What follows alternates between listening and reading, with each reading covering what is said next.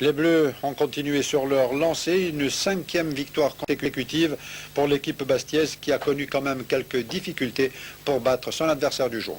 Morale de cette rencontre, il n'y a plus de match facile, on se perd des deux. Les Bastiais auront appris à leur dépens en venant difficilement à bout d'une coriace équipe de Valence en blanc. Et devant, c'est une surprise, un public très nombreux, malgré l'heure insolite imposée par la Ligue nationale de football un mercredi à 15h. Au cours de la première période, le Sporting a largement dominé son sujet en se créant occasion sur occasion. Ici, c'est Rondelaer qui repousse sur sa ligne une tête de Camadini.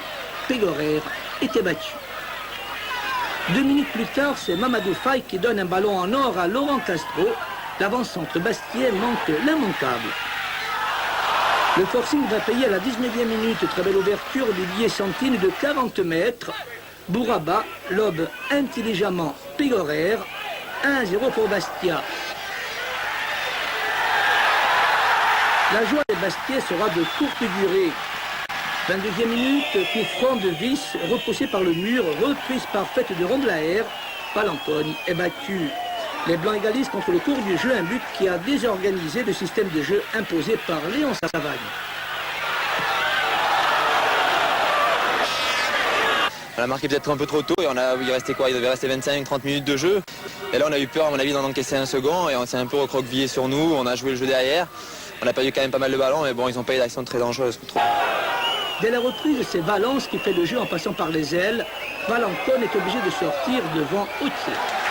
Les Bastiais tentent de s'organiser en essayant de conserver le ballon, mais les finitions laissent souvent à désirer. Le club est toujours privé de véritable avant-centre de son milieu habituel, Casanova et Louali. Autre exemple de la précipitation des Bastiais, Castro qui a de l'espace, centre dans les bras du gardien valentinois. 60e minute, Padovan récupère le ballon. Ferrez bouscule Castro dans la surface. Sans hésiter, l'arbitre montre le point de pénalty. Les Valentinois protestent, mais monsieur De Rien ne reviendra pas sur sa décision. Gilles Leclerc tire et marque. Bastia reprend l'avantage. L'arbitre aurait pu siffler un deuxième pénalty sur cette faute de Valour sur Brabant.